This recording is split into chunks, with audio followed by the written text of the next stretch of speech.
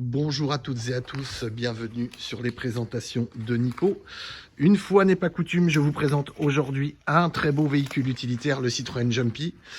Donc Citroën Jumpy qui est ni plus ni moins que le frère du Peugeot Expert, qui lui-même est le frère de l'Opel Vivaro, qui est le frère du Toyota ProAce et qui est le frère du Fiat Scudo. Voilà, ces 5 véhicules partagent une base commune avec 3 tailles. Donc on a le compact à 4,60 m, ce modèle taille M le plus courant 4,95 m, puis on a un taille XL en 5,30 m. Donc là en taille M 5,1 m3, on peut monter un petit peu plus haut, on peut aller un petit peu au-delà des 6 m3 éventuellement sur un XL. 1,90 m de haut maximum, ce qui veut dire qu'on a accès à quasiment tous les parkings, hein. Voilà, une très grande porte latérale coulissante, 2 portes arrière battantes qui peuvent aller en 180. La porte latérale coulissante qui permet de charger une palette Europe. La banquette Moduwork, en l'occurrence sur celui-ci, qui va nous permettre ici de pouvoir mettre les grandes longueurs. Donc ce véhicule-ci est en 3 places, avec un équipement très décent. Donc on a la cloison de cabine complète, ce qui n'est pas un luxe avec le chauffage et la clim, vu la taille, le volume de la caisse derrière, 5,1 m3, je vous le rappelle, en taille M. Le GPS, la climatisation, le régulateur, le limiteur de vitesse, un radar de recul. La longueur utile est portée à un petit peu plus de 3 mètres, hein. Et donc on a une longueur, en l'occurrence maxi, qui va être de 3,67. Donc je suppose que c'est avec le Moduwork, hein, c'est-à-dire c'est quand on ouvre totalement. Là la charge utile, on a 1 tonne 100 sur le XL, on monte jusqu'à 1 tonne 370, donc 1 tonne 400 de charge utile, mais 5,30 m de long, et on passe au-dessus des 1,90 m du coup de hauteur, donc un peu moins d'accès au niveau des parkings. Donc les portes arrière ont la possibilité d'être ouvertes 180, il suffit de les déclipser ici pour les ouvrir un petit peu plus. Voilà. Tac. Bon là, vous voyez, le véhicule est quasiment tout neuf, donc tout glisse, hein, il n'y a pas de souci. Allons dans l'habitacle. Donc l'habitacle, tout comme la conduite, on n'est plus du tout sur un véhicule utilitaire, selon moi. On est sur une vraie voiture maintenant. Le siège conducteur est réglable en hauteur. On retrouve les vitres avant électriques, les rétro-rabattables sur ce véhicule-ci. À l'intérieur, les cadrans d'une voiture tout à fait standard, hein. Voilà, avec un volant multifonction, le régulateur, le limiteur de vitesse bien entendu.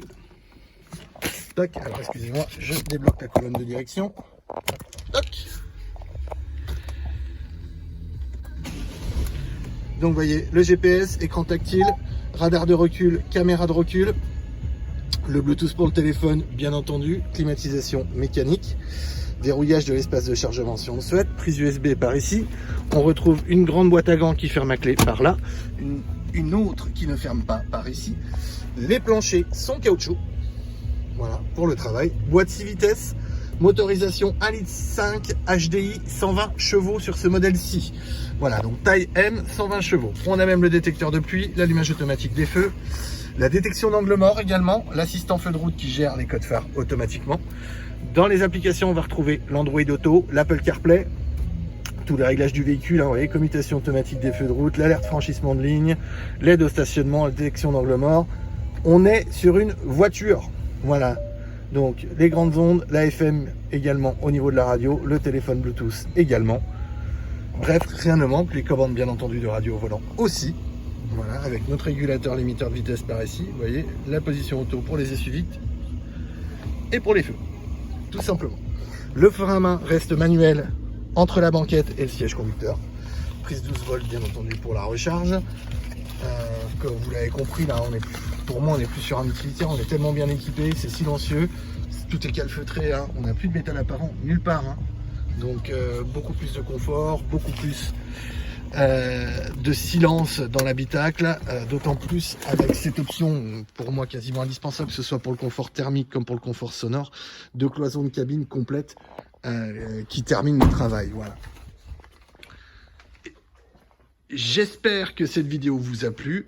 Dans les chiffres, donc je vous rappelle, celui-ci, donc on est à 4,95 m, on a une version XL un petit peu plus grande qui est à 5,30 m. Et on a également une version à 4,60 m qui est le compact, beaucoup moins commun. Les motorisations, celui-ci, on est en HDI 120 chevaux. Il existe le 145 chevaux également, 145 chevaux boîte auto. Et également le 180 chevaux diesel boîte auto également. Donc là, motorisation 120 chevaux ici. Donc le PTAC d'un modèle comme celui-ci, c'est 2660 kg. Et on monte à 3100 kg sur la version XL, qui est, elle, à 1400 € de charge. 1400 km, pas 1400 kg de charge utile, pardon. Alors que là, on est à 1070, donc 1100 kg de charge utile. Voilà.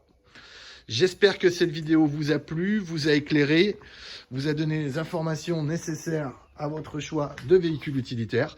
Si vous avez quelques questions que ce soit, n'hésitez pas à laisser un petit commentaire sur la vidéo. Et je vous rappelle que cette vidéo, c'est celle du Jumpy chez Citroën, mais que c'est rigoureusement identique pour un Toyota Pro-Ace, pour un Peugeot Expert, pour un Fiat Scudo ou pour un Opel Vivaro.